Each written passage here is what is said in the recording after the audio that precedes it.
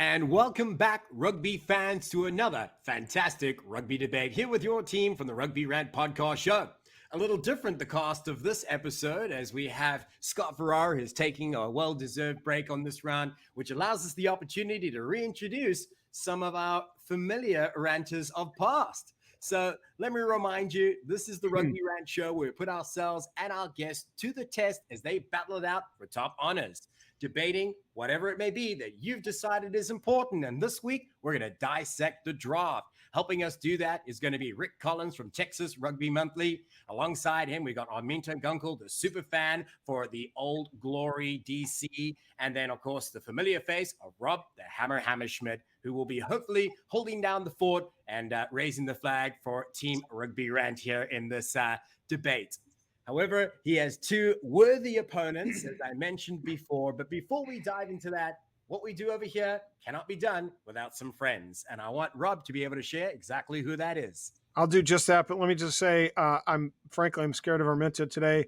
That Waikato warrior behind her, looks like it would reach through this screen and attack me if I dare put her on notice. So I'll watch my P's and Q's, Arminta. Rick, you're not going to fare so easy. So get ready. He doesn't. Not holding back with Rick at all, then. Never. But thankfully, we cannot do this without our very special supporters, and that would be Tighthead Brewing Company. Tighthead Brewing Company is Chicago's premier location to watch rugby and enjoy quality ales and lagers for all seasons. Located in Mundelein, Illinois, in the heart of Lake County, owner Bruce Durr and the Tighthead staff will ensure you are kept well hydrated so you don't miss a single scrum. Tighthead's tap room is like the familiar rugby clubhouse, in which friends and teammates can meet, socialize, and enjoy the wide variety of brews on tap. And quite frankly, you should be able to enjoy quite a bit of rugby this fall. We, of course, have the Rugby Championship. We have the Women's World Cup. We have USA and Canada qualifiers. So, and I think later on in the fall, we're going to have some HSBC 7s. So there is chock full of rugby to catch at Tighthead. So, hey, Chicago, when you want rugby, Tighthead Brewing Company will satisfy your thirst. Tighthead, it's worth more than a try. Have you been enjoying a couple of those beers already? That's why he's smart. Rob, by the way, is quality control. Yeah. Right. But, all 10 of their new brews, and quite frankly, they're all yummy. Right, exactly, right? So you got to be able to test it to know that you love it, right? And that's exactly it. But we really are spoiled with how much great rugby is coming up, and that's why we on the Rugby Rant are super excited. But we want to be able to dive into something that happened more recently, which, of course, is the MLR Draft, the second time ever that this has happened in American and Canadian rugby history. But this time our Canadian partners joined us, which is excellent to see. So for those of you who are not yet familiar what took place, the MLR Collegiate Draft is a pathway for college athletes to be able to make their way into professional rugby, at least one of those pathways, right? And it kind of follows that similar format that sports fans across the North American landscape have enjoyed from other sporting products. But now we've taken that, we've brought it into rugby, and we've made it its own unique product. And the entertainment value is what we will discuss. As a product, how did the MLR Draft serve the purpose to grow rugby fans across the US and Canada? Was it something that's marketable, success story, or not? That's the question we'll ask these guys here today. But before then, I remind our viewers, it was featured on Fox Sports 2, the first time it had ever been done so. So there's an elevated broadcast value that's comes with a certain expectation when you are being broadcast there. The second hour of which was on the Rugby Network, which didn't exist the last time around. So there's two positives already in their corner. Now it was 39, I stand corrected, 39 total picks over 3 drafts. 2020 only saw 2 rounds and total of 24 picks. Roughly a little bit more than 200 athletes declared, but of course, only 39 will find a new home in Major League Rugby. But once again, we're going to hand it over to our ranters, who are each given 2 minutes to talk about this topic at hand.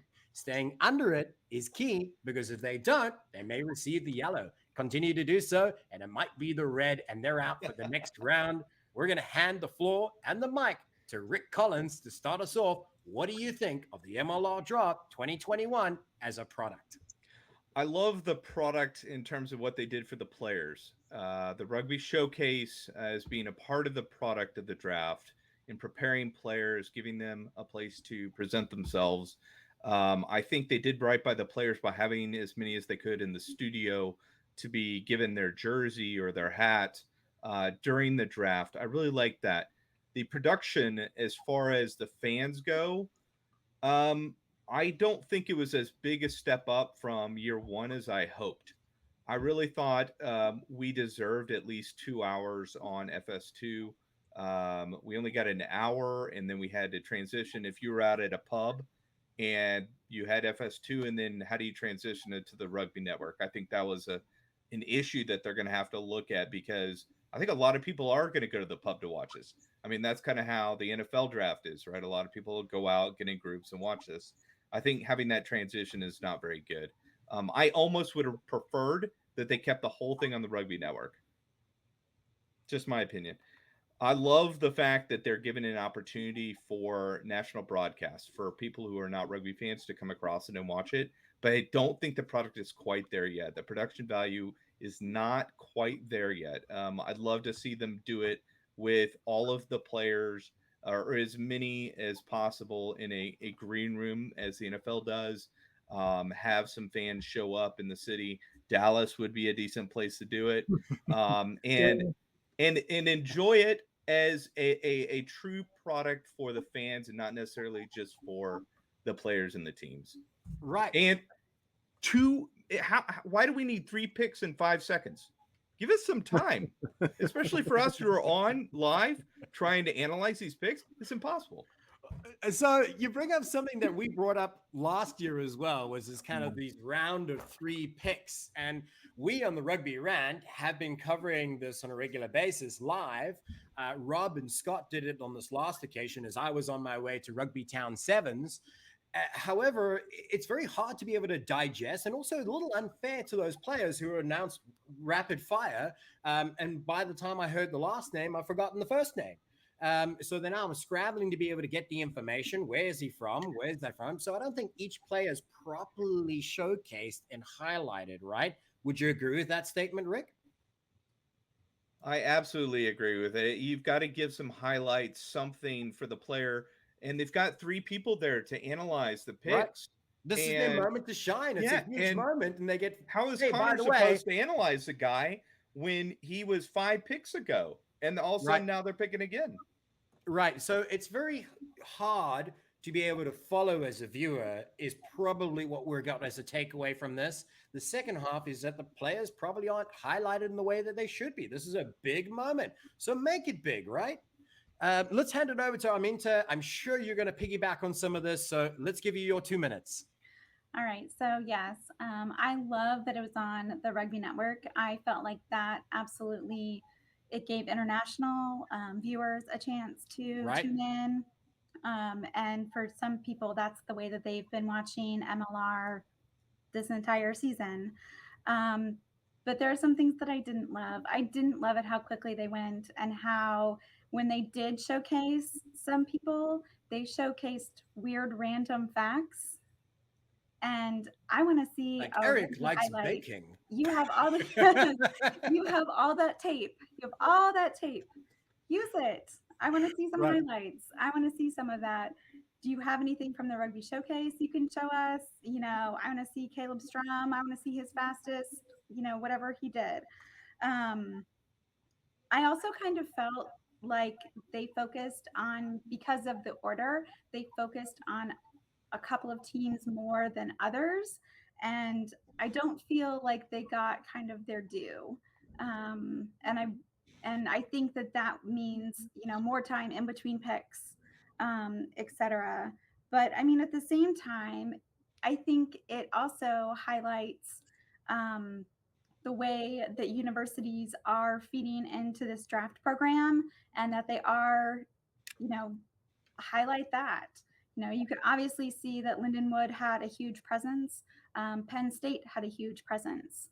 Highlight those universities, get buy-in from them. things like that. But I mean, overall, it's year 2. We're still dealing with COVID, and in some ways, their hands were tied.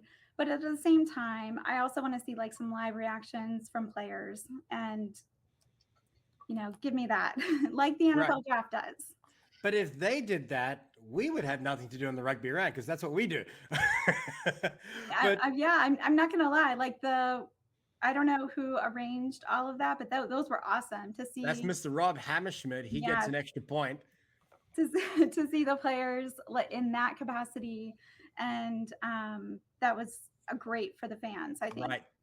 So let's dive into some of those points there. One, yes, it was fantastic to be able to have it shown on the Rugby Network, because as you so rightly pointed out, it's the international viewership that we can now engage, which has been one of the great rewards of having this platform, is that there's more viewers from the Southern Hemisphere than there have ever been, right? Because they have access, and it's free access is the other half of that, right? Mm-hmm. And also they're being introduced. And for me, also, having been born in South Africa, Rob and Scott have both tried to explain the draft concept to me before several times. I don't think I properly understand it still. However, it's still exciting. But, we had to make a coloring book for Ty. So -1 for Rob. You're even now. You're par. So here's my point, though, is it's a great introduction to something that fans might not be used to from elsewhere in the globe. Now, doing it on FS2, as you say, is fantastic, but was it the best product? Was it almost a condensed version because they were restricted for time? And also, was it great to be able to have it on 2 different platforms? It's difficult to be able to answer that, because it depends on what your measurement of success is. So Rick pointed out, well, he might have enjoyed having it all on the Rugby Network. Well, that's also a good point, because it kind of felt a little disjointed, like, hey, enjoy the second half over here. And maybe you didn't have access. Maybe you lost 50% of your viewership. Maybe it was more. But if you didn't even have it on Fox Sports 2, would you even have connected with as many people as you could have? So it depends on what your measurement for success is. We don't have the answer to that. But you brought up some really great and valid points. You echoed some of the same points that Rick had said. You built on them very nicely. Great round for Arminta. Let's hand it over to Rob Hammerschmidt. Right. So I think the key here is, at least for the good, is baby steps. We've seen a little bit of growth, which is always good. You just want to see some progress, right? Obviously, an additional hour thrown in there, an additional round. How about Toronto Arrows joining? So rather than, one team not in it, and, it's hard to explain to fans why, they were fully in it. Granted, they took guys from Canada, but hey, it was great to see them involved. For the things that Arminta and Rick talked about, I won't rehash those. I think those were all positive things. I think we have to keep in mind that this was a tape product rather than live, and that's a big difference between something like the NFL and what we have here in Major League Rugby. So the spontaneity is taken out of it, right? And I think that's the challenge. In order to have the spontaneity and by the way, I agree with Arminta on that. In order to have that spontaneity, it's got to be live. I think during the day, as we were preparing, like Scott and I were going back and forth, that rumors were getting out, and the MLR was starting to freeze teams out from information, right? And that takes away from that spontaneity that they were trying to create. Well, how do you get that? You got to go live, right? You got to make it a live broadcast so it's truly spontaneous. I love the fact that there's a tape out of Tinashe and Emmanuel. Those guys were in the Lions Den as their names were called, and it created that spontaneity. It'd be great to see the league be able to go on location to a couple of those watch parties. Here's what I'm going to say. How do they improve next year? What's one thing? How about having D1A and top NCR programs on the Rugby Network all season as we go into a college season, so that next draft fans will be able to say, I remember that name. Oh, wait, he played for Lindenwood. He played for Life. He played for St. Mary's. Oh, I remember that kid from AIC. So when we get to the draft, they have that connection between college rugby and the draft. Right. They know you can follow the narrative, the story, right? We all know the story is what sells it, right? I mean, in viewership at least, right? I 100% agree. And I didn't mean to cut you off. Yeah, and what better way, by the way, to create and generate more interest overall in rugby than the Rugby Network to continue to have content, which includes D1A and top NCR programs. Cheap content that you can advertise. Absolutely. Now, and there's probably questions about quality of broadcast, though, in between. It's not a simple fix here, right? Yes, you can get the content. Quality levels is another half of that watch argument. this. With D1A programs, especially your top ones, I can speak for Life, I can speak for Lindenwood, I can speak for St. Mary's, I can speak for Cal. Those teams actually have the ability to broadcast with their university broadcast programs. And what you do is you flip them a little help, right? They can actually sell advertising spots in their on their programming to give them a little bit of skin in the game to help increase their production value. I love that idea. When you start talking about NCR programs, people don't have the same expectations of an SMU, putting a game on as they would a Cal Berkeley or Lindenwood or Life. So even if the production quality is not as good, I mean, we looked at highlights of these kids. Some of the highlights are almost unwatchable. Right. And the other half of that, though, too, is that they obviously had to put these tapes together or have somebody help them do it, right?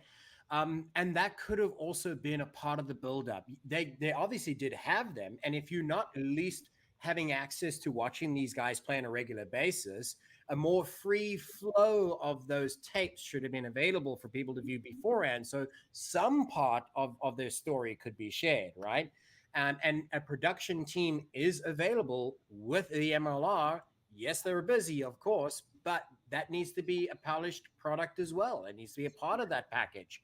So we've debated this from a couple of different angles. We've brought a lot of great value to the conversation, some of which was most recently revealed with the idea that there should be a story. You should be able to follow these players. You should be able to get invested in their careers so that when they do get drafted, there's the suspense, which is what the NFL draft has that the MLR does not. And hopefully it will have this component and these elements added into it. But we're only in year 2. And as Arminta pointed out, we need to be able to, be realistic with our expectations. Rob also pointed out it was a canned product. Reason being, Arminta mentioned it as well, that we're still in COVID. Rick, I know you said that, you know what, you might very well prefer to have it in one platform and have it as one great rugby product. Splitting the two is probably dividing your attention and your reach. So these are all great points. We're going to put a pin in it while we take a break to be able to learn something about one of our sponsors. So we'll be back in just a moment. Once again, we'd like to continue to thank one of our sponsors, and that sponsor is Can-I Brands. Can-I Brands is a safe CBD alternative to some of the other types of products that are out there. They offer a number of different products that can help you heal, it can help you get to sleep, or it can give you that boost you need in the afternoon. And that's the one I like most, the Can-I Boost. There's a couple reasons why I like it. One of them is that it is low in calories. So rather than grabbing that Coke, rather than grabbing, something high in calories, 150, 170 calories, you put a couple drops on the tongue. It gives you that boost you need in the afternoon. It's low cal. It gives you your caffeine, and it really gives you the boost you need to get through the rest of your day. Ty, what are your favorite products? Well, I got to agree with you that it's got to be the Can-I Boost. For those familiar to the Rugby Rant, if you don't already know, we do this pretty much late into the evening. So as a little boost, nothing better, right? A little bit of caffeine gives you that bit of energy to be able to get through the next 3 hours as we record, post-production, all of those things.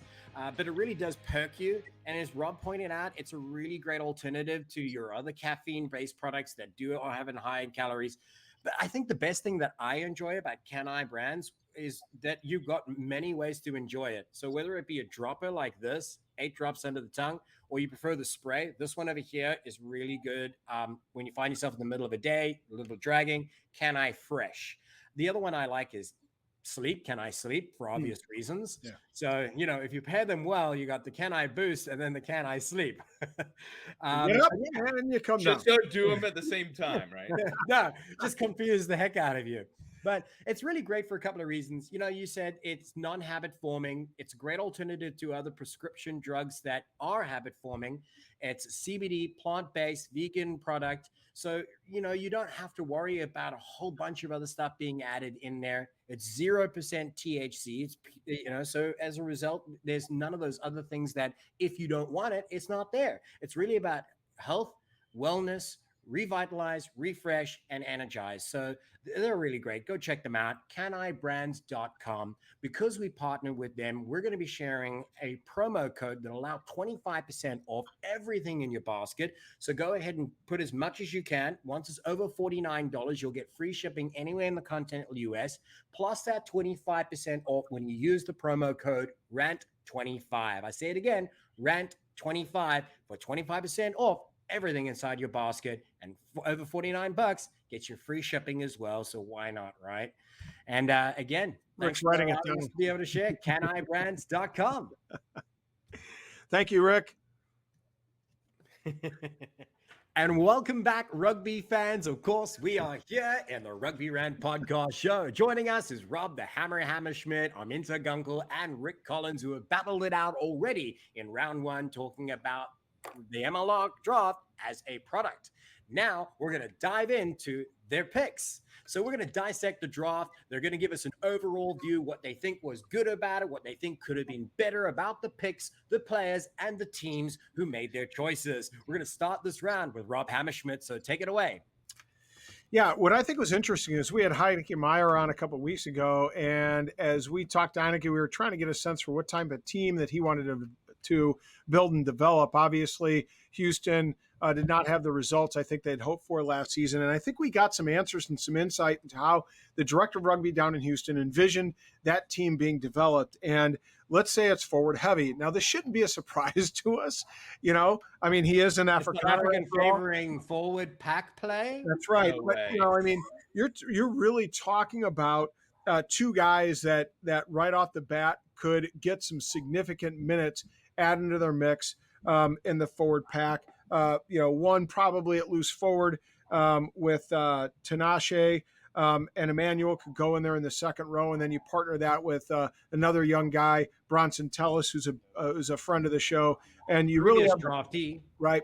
And you have a really potent, four core guys that you're going to have for quite some time developing in there, and then you've got Dylan Shotwell, who has the potential, I think, at hooker to work in within the next couple of seasons.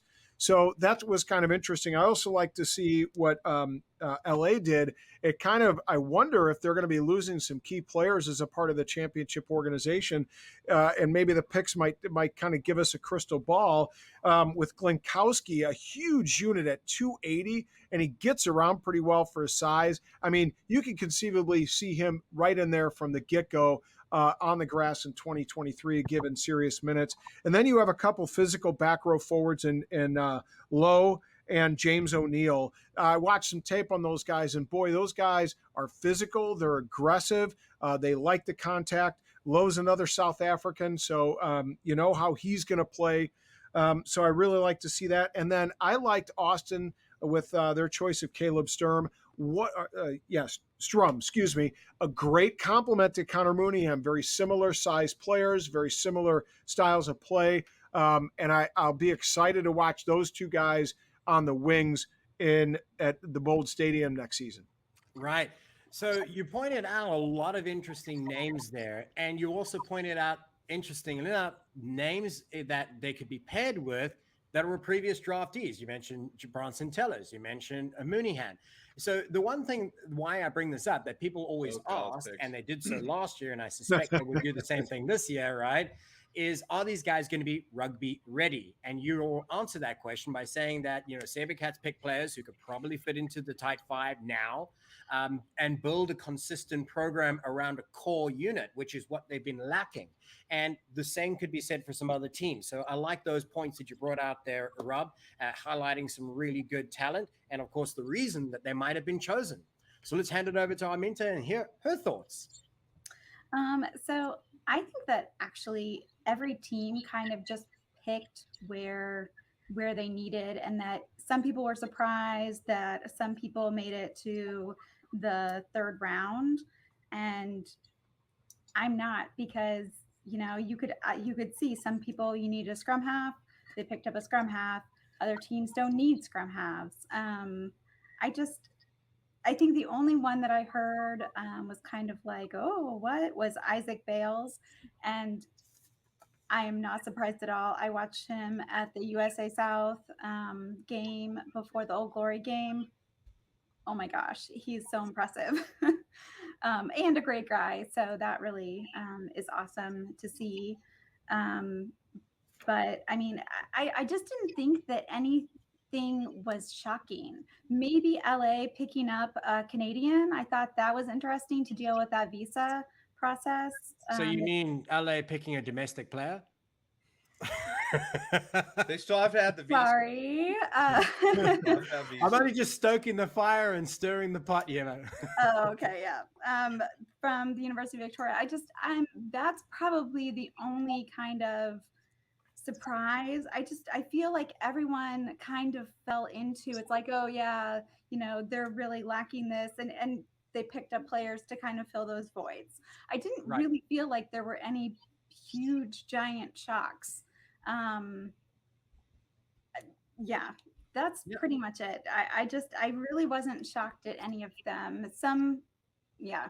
And that's a fair point, because when teams go shopping, for lack of a better term, they're looking at what gaps they need to fill. And you pointed this out perfectly. You highlighted this important fact. So are they necessarily looking for the best player, out of the draft, or what is considered to be the best player? No, because even if you do you have him in the right mix, the right position, the right opportunity for your team? So you look at the makeup of your squad. What does it need, right? So as you said, perhaps no giant surprises come out. Obviously that's just a matter of opinion, but it's relevant that you said that, these guys knew where their gaps were. There weren't any major surprises. A lot of this has been put into good thought. They also do gamble sometimes that the player that they're thinking about might not be picked by anybody else. So they might be willing to wait for round 2 or maybe even round 3, because those teams don't need a scrum half, for example. So those are really, really good points that I like that you brought up. And then, with balancing it with what Rob said, you're looking for the talent that suits your team best. And let's hand it over to Rick Collins to hear what he thinks. Yeah, so right away, as a Jackals fan, obviously, I'm keen on what the Jackals are doing, and I'm not surprised by what they did, but in terms of positioning, but I'm a little bit surprised. It felt like they reached on a couple of the picks. I don't dislike the picks. I just think that at the spot that they made those picks, they could have gotten some more talented players, but knowing who's in charge, they had their eye on specific players who fit the mold of a player that the character, the style of play, the how they're going to fit into a team, such as Gentry. I think Napolsky actually could have been had at 10, to be fair. Mm-hmm. But he's a phenomenal player. Talking to him, it sounds like scrum half or fullback. I actually like him at scrum half a lot. So I wouldn't be surprised if he gets trained there and ends up playing there. Decor Davis at 10, I thought was a little bit of a stretch maybe as well. And he actually is going to be working on front row. So they have him listed as a number 8, but he'll be working on prepping to play front row. Wouldn't be surprised to see him at loose as well. And then Aaron Gray, I love it. You look at the guys that they picked, it's all guys that have played sevens, very dynamic, play well in the loose, tacklers. That's just, it's who they looked at last year. Alejandro Torres, I actually thought was a not only a surprise pick, but for the Jackals, but I thought was a very good pick at 23. He could have gone higher based on what I've seen and what I've heard. He is a phenomenal rugby player. He's not a guy who picked it up a few years ago. This is the guy who's been play U20s for Argentina. He is a baller. He can step right in at inside center or even fly half and play. Maybe not be one of the best, but can play. Right. Look, I agree with you. Sorry, I don't mean to stop in, but I watched some tape of him and I passed it around to some folks. And let me tell you, that kid delivers a ball that's flat. He puts guys into space. He is got a lot of tools in his arsenal. He kicks well. He grubbers well. He chips well. He can hit the cutout pass. I mean, I think in his tape, he hit about 3 or 4 cutout passes that really put guys into space. To me, I agree. I thought he should have gone earlier, but I think he's I think he's going to be the gem of the draft. He's one of those guys who can really develop well over the next couple of years. I agree. Now, I love Emmanuel Albert, and I'm not going to say he's a value of the draft. He was the number 2 pick, but he is phenomenal. He reminds me absolutely of Maro Itoje. Like, absolutely, the way he plays, the style, the aggressiveness, his ball carrying, absolutely. Going up in the air and catching lineouts. And then my other values were George Sharp. I think from Arkansas State, he's going to be a starter very quickly in this league. LJ and Machina, I think, are my best values in this draft. So let's rewind a little bit, because you spoke, from what is in your wheelhouse, the Dallas Jackals. So let's go back a little bit. So the first pick, they were fortunate enough because as an expansion team, if you're not familiar, as a fan who may be watching or listening to us, they're an expansion team, so they were entitled to the first pick of the first round and every round subsequently. In their first choice, they chose Eric Naposki, who, by the way, I had the privilege of seeing at Rugby Town Sevens. Phenomenal player. As you pointed out, a great utility back, scrummy, fly off, fullback. But what those 3 positions say, he's a great decision maker. Mm-hmm. So that's really important to be able to have. And I wanted to be able to frame this properly, because on the back of what Arminta was saying, that 90% of the other teams, they picked players according to spots of what they had available. Dallas are in the rare position that they're creating an entirely new side.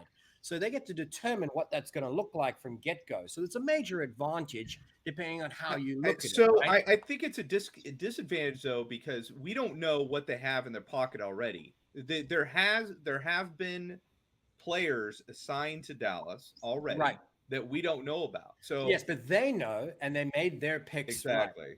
Right. So with but that as a in fan, mind, we're sitting here going, why did they take that guy there when they could have had this? Well, but look maybe at they what have they're him. taking. They're Isn't all the big backline question players.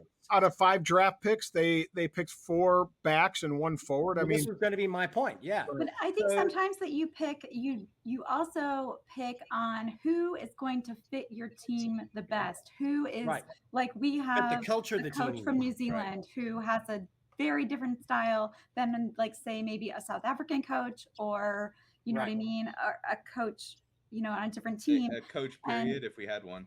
And but you have a mascot. And yes, very important. And do you get like, your is priorities it a good right? fit? Sorry, we're derailing Arminta completely. No. Right, just is it a good fit? Because sometimes you've talked to those kids, and they might not be a good fit for what you're looking for, and maybe you're looking for a specific type of person that you can kind of mold versus I've seen you play 5 times, because that's like some colleges only play 5 times. Like, these you know what I players, mean? these players ring of Elaine Vassy, and she is in charge of players and coaches at this point, and it just absolutely it sings of her understanding of players and what she wants, and also the way that she likes to develop young players, and that's absolutely what I'm seeing in this draft. And if you were just taking a glance at their picks and determine what the style of play would be, as Rob pointed out, you got 4 strong backs. Running rugby is what's important here. Young talent that you can grow into the team culture and form this identity around that style of play that hopefully will make them famous, as Arminta pointed out. So with all that being said, we've now taken the opportunity to dissect from your point of view the draft. We now need to be able to jump into who are the overall best, who comes out on top as a team, their picks chosen, and who do you think could have probably come out better with a little bit better picks in this draft. We're going to open it up with Rick where we ended it, and we'll swing back around until we meet it at Rob. So Rick, tell us overall, what is your final thoughts, short and sweet? I love what Houston did. I think that all 3 of their players will be able to come in and compete at a starting position right off the bat, and they're players that are not only going to compete and play in year one, but their players are going to play 5 years, 6 years down the line. Fantastic. Who do you think could have done better? I have to say, I think the Jackals, outside of Torres, I think that there's some reaches in there, but she's got players in mind that she wants, and I'm sure it'll turn out well. But when you look at it and you're like, man, you passed up this guy to get this, and it's painful until you see the whole thing together. Well, the nature of this, though, is you'll only really know if it was a great pick a few years down the road, right? Especially when you don't have the head coach in place and you don't know what any of the other players are yet. Right. But you have that mascot. Please don't forget about that, okay? So, Arminta, your thoughts. Who did a great job? Who could have done better? So I think Old Glory actually did an amazing job. I think that the players that they picked fit in the culture of Old Glory. And I think, especially with one of them, being from DC, I think they're going to fit right in. And I think we needed exactly what we got. Right. Yeah. Excellent. Interestingly enough, Old Glory, trading out some of their spots, which we didn't highlight the tradings and things like that, which is fine. But, it does have merit in the conversation. The two picks that were chosen for Old Glory DC, Palermo Roberts, Life University product. So obviously we understand that they have a strong connection to Rugby Atlanta. They provide a great quality rugby. And then the other one, Penn State center, Labi Koi Labi. I hope I'm saying that right. LJ. You can just say LJ. Yeah. But yeah, LJ. Okay. Much easier. So great to be able to highlight that you enjoyed those picks. Who do you think could have done a better job, though? So I think the only kind of head scratcher is LA. Like, you have to wonder what their team is looking like if they're picking, like, they picked two flankers. And so who are they losing? I guess that was the only kind of one that didn't fully make sense in terms of you couldn't get kind of a clear picture of where their team was headed. Right. Everyone else, you could kind of go, oh, yeah, okay, that makes sense. But I think that LA is the only one that was and this also on the back of the fact that the Giltinis at the kind of nearer towards the tail end of the season had also picked up other players that they boosted their academy programs from the Colorado XOs, one of which was also a flanker. So, are they just looking for depth or are they expecting big changes? Right. Good point there. I like that. Let's hand it over to Rob. Who were the winners? I'm going to go back. I really liked, I think Austin had some nice choices. Caleb Strum, again, complimenting Mooneyham on the other side. I really like that selection. And then, sorry, I'm flipping through my notes here. And then, let's see, who else did they have on the table there? They had, picked another guy that was experienced in the tight five that could add some depth to their forward pack, provide them a platform for the backs. Talking about Austin still, so Carter would be the one that you're thinking of. Yeah. Asa Carter, I don't think he's a second rower. That's where he played in college at Ark State. I think he's probably a better flanker, probably an open side, but that's a real nice compliment to their back row with on the other side of the flank, Michael Duvall, another young college guy that came out of college 2 years ago. The losers, first of all, let me rephrase it. The head scratchers, that I'm interested to see what happens in NOLA. And it's not that I thought their picks were bad. It's just that here's what I noticed. They picked three players, one a hooker, George Sharp. Rick talked about him. They already had two really outstanding hookers that shared some spots there. Are they going to lose one of those two? Right? Mm-hmm. Are we going to see what's going to happen with Eric Howard? We're not sure. And they had a couple guys that were young guys waiting in the wings there on their academy program. So what's going to happen there? Is George Sharp going to slot him? The other one is they actually picked a scrum half and a scrum half fly half, right? And Carm Consolino right up the road, just over the border from Wisconsin's a scrum half fly half, but it's looking from what people say is going to be more at scrum half. So if they pick two scrum halves, they already have two veteran scrum halves that complement each other very well. Don't forget they have Kean Barry that's been there for a year. So That's 5 term has that I'm counting. I'm going something. I mean, believe me, Fitz has a plan. I'd say scratcher because I'm going, I wonder what it is. Right. Mhm. Well, Nola also this past season were a victim of many injuries. So yes, depth is good, but how deep do you have to go, right? So yeah, maybe there's some changes, kind of the same point that Arminta had made. Maybe there's some changes coming. Obviously, we don't know the second half of the story. We don't have that inside scoop as to really why these choices are being made. But at face value, we're looking at what they have to gain by picking these players and what the current situation of those teams are. And on that comparison, I think it's a fair point. Do you really need 5 scrummies on your roster? Just keep in mind, Fitz and Coach O are big fans of identifying it. We like the player, but we see him at a different spot. So that's kind of where I've heard Nate Osborne say that before. And to that point, they've already shown that concept or proven that concept with the existing squad. And much can probably be said the same for Austin and for perhaps Dallas. These guys might never play those positions. They might be, identified as something else, especially in the case of Dallas, right? Yes. So that all being said, I think that we've taken the opportunity to dissect it very well. There's obviously a lot more that we could share, but as it stands, we have identified those that you feel did a great job and those that could perhaps been a little bit better.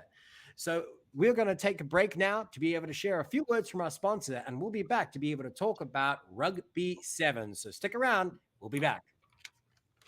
Hey, rugby fans, as you know, it is somewhat of a tradition that we need to be able to highlight our partners who help make the Rugby Rant possible, one of which you can see Rob enjoying over there is Rugby Coffee. Now, if you don't know Rugby Coffee, they are certainly one of those pioneers in rugby that are using the medium of coffee, conversation, and rugby to be able to help grow the sport. Every time that you grab a bag of one of their jouet or their crowd favorite, which are specially crafted North American blends for Canada and the US, every single purchase that you make, 10% of the proceeds will go to be able to help rugby grow at a youth level in both the US and Canada. So it's an incredible way to be able to give back by enjoying a cup of coffee. Wouldn't you agree, Rob? 100%. As a matter of fact, I've got a little plan hatching in the back of my mind to involve Rugby Coffee in precisely what their aims and goals are, and mix that a little with my own interest. Carm Consolino, just a third-round draft pick from NOLA Gold, is actually up in Elkhorn, Wisconsin, a place that I visit quite often. And he and I are planning on meeting over the Labor Day weekend coming up. Not too long from now at a coffee shop nearby. I'm going to bring some of the jouet, my favorite. It's a little darker, a little bolder, with me. I'm going to ask that they do a pour over for us both while we do an interview and talk rugby.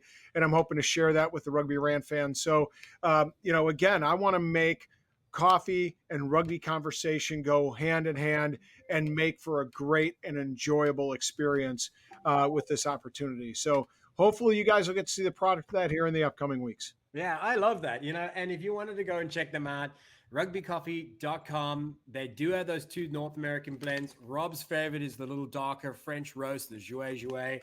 The crowd favorite is, of course, very popular as a lighter roast. Check it out. Very reasonable price. And for those Toronto Arrows fans, you have your own special blend that's being shared very recently. So, of course, that'll go to being able to help youth rugby programs with Toronto Arrows, help develop the next generation of rugby players out there with a cup of coffee. What better reason to be able to pick up a cup?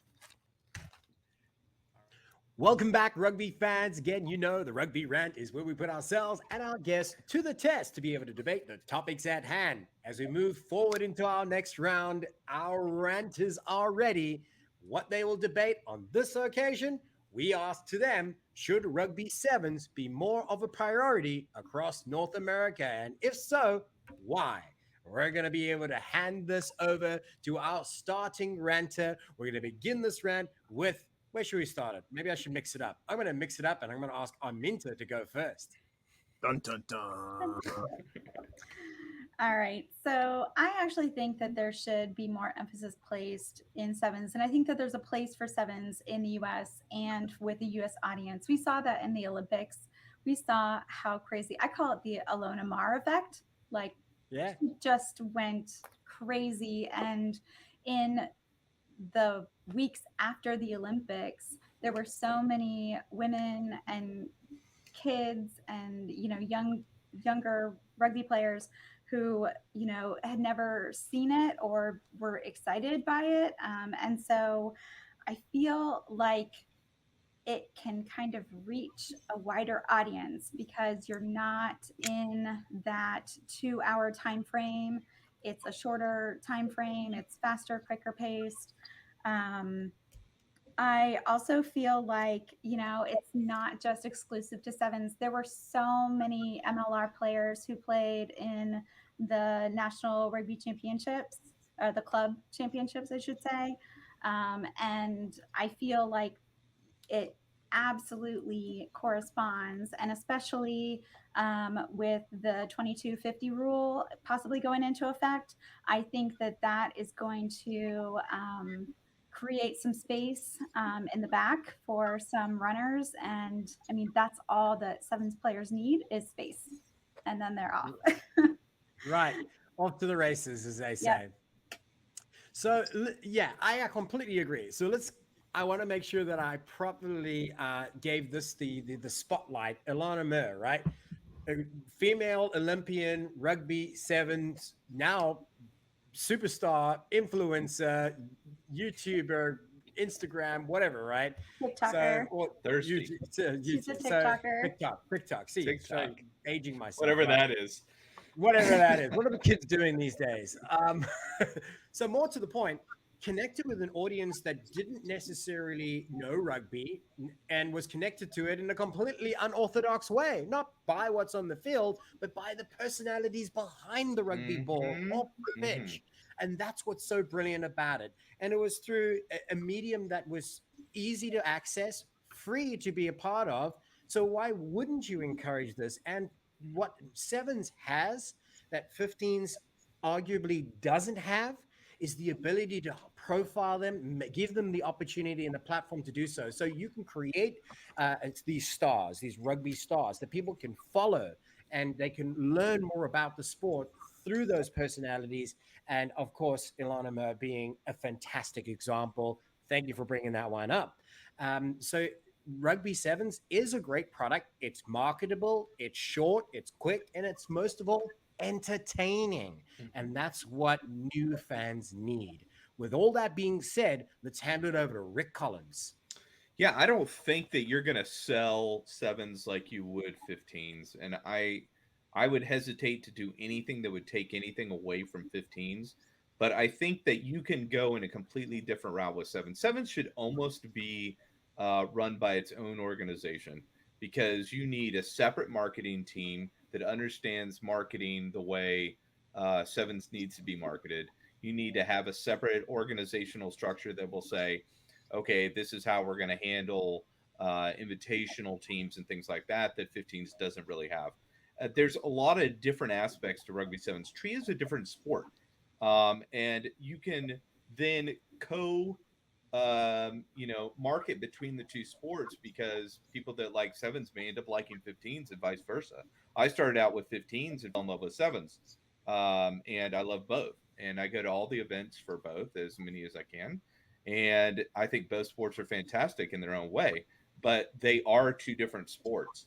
And I think that sevens in the US especially can be huge, because I think we have a much better chance at winning a sevens championship, whether that's a World Series championship or whether that's an Olympic championship gold medal, than we do in 15s in either the women's or the men's.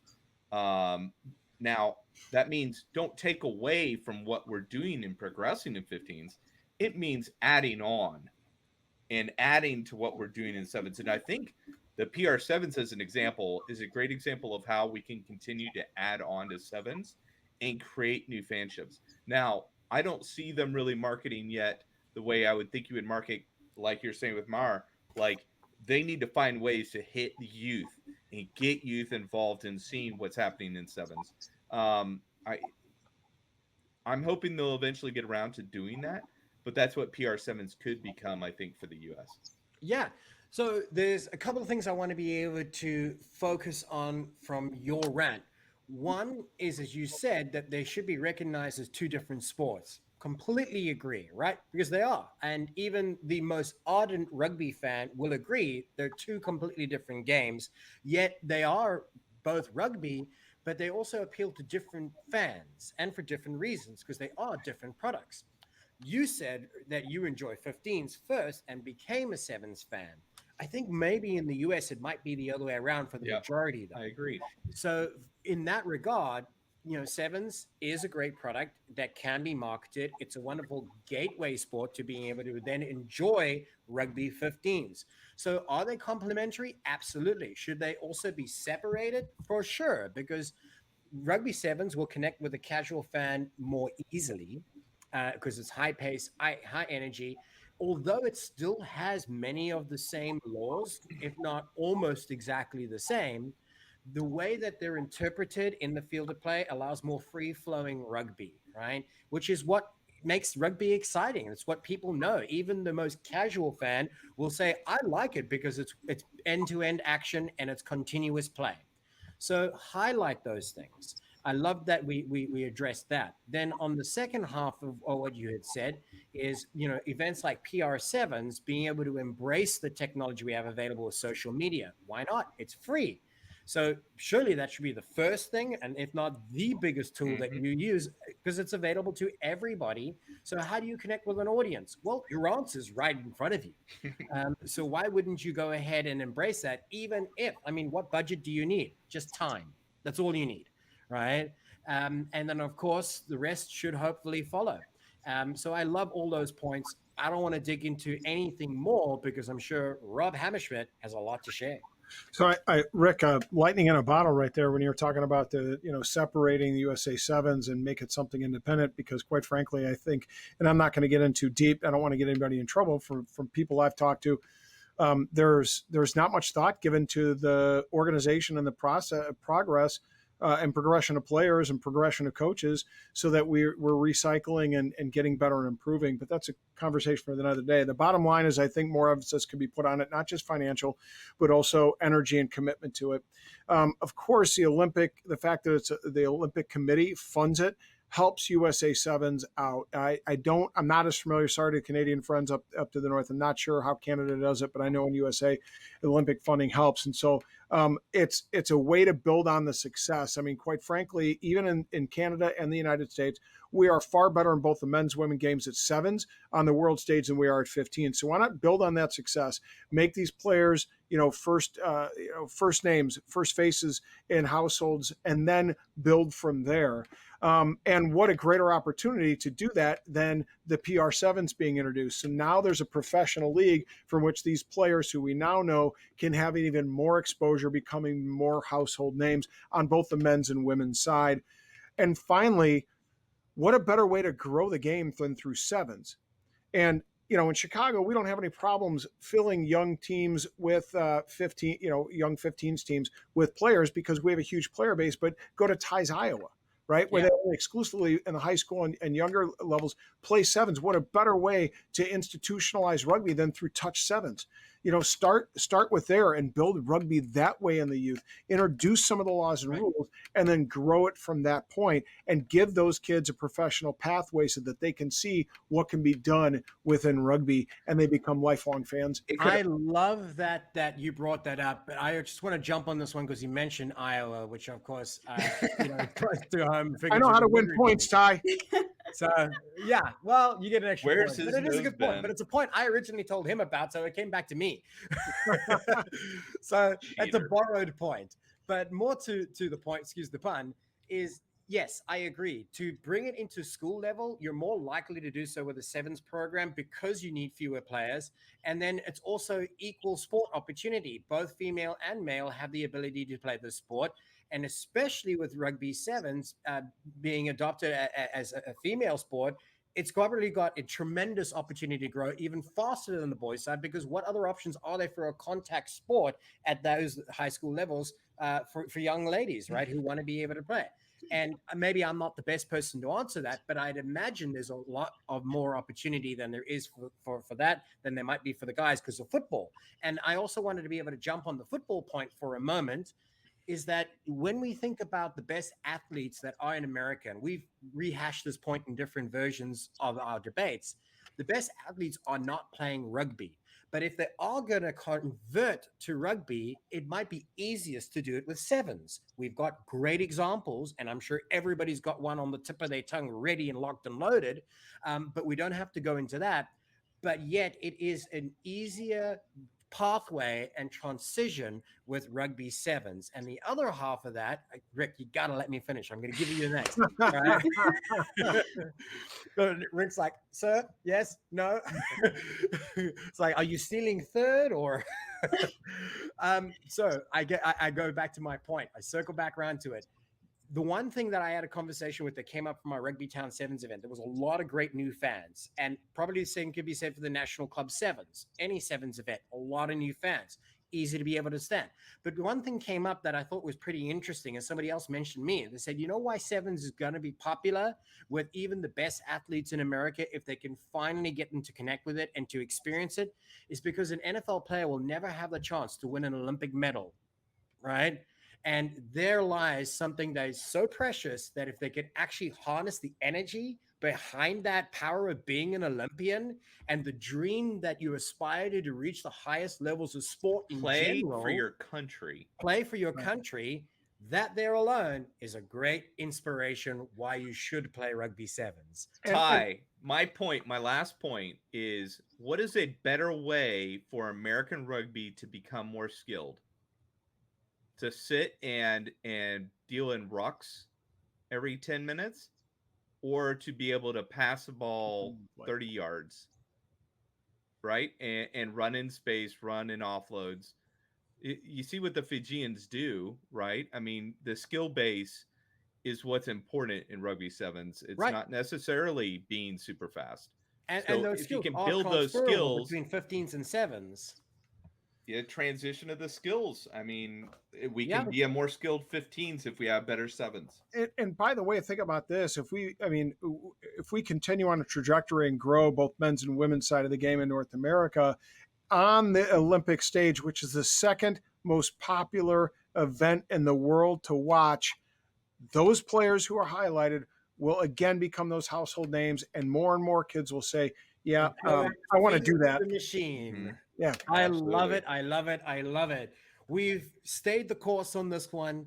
As you know, we come to that moment in every episode where we need to decide who is the winner of this rant. And I tell you, this is, in recent days, been one of the best that we've had. And I'm only saying that because Scott's not here. Correct. That's the common denominator right there. But, you know, more to I don't wish hurricanes on the Northeast, but yeah. Right now, it has been certainly an interesting debate. There are so many great points where everybody came locked and loaded with things to add value to the conversation.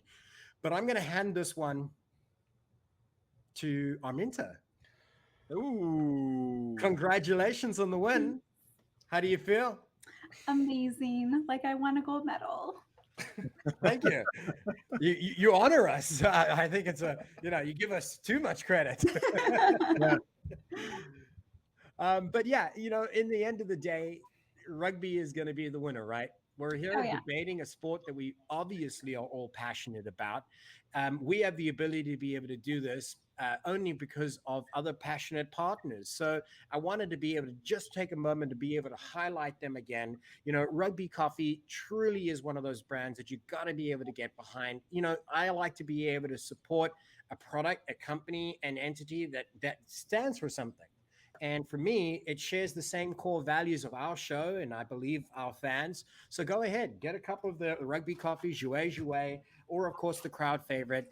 Can I Brands is another one. Again, don't forget about them, canibrands.com, mend, heal, refresh. And then if you want to be able to enjoy a beer, You got to do it at a pub with lots of rugby fans. It's got to be in Mundelein, Illinois, at the Tighthead Brewing Company. And, you know, we're better to be able to enjoy rugby than with friends. So, with all that being said, I also want to remind you that you can continue to be able to watch our show each and every week on our social media under the handle at Rugby Rant Pod. We will release episodes every Monday with an interview that we've entitled the Run Parcel Kick Interviews. That'll be with another rugby insider each and every Monday, 8 p.m. CST. Alternatively, you can see us on the Rugby Network every Friday for another rugby debate. And on this occasion, sharing the screen with us is Rick Collins from Texas Rugby Monthly. We have Arminta Gunkel, the super fan for Old Glory DC, and of course, the familiar face of Rob the Hammer Hammerschmidt. My name is Ty Braga, and we will see you at the next.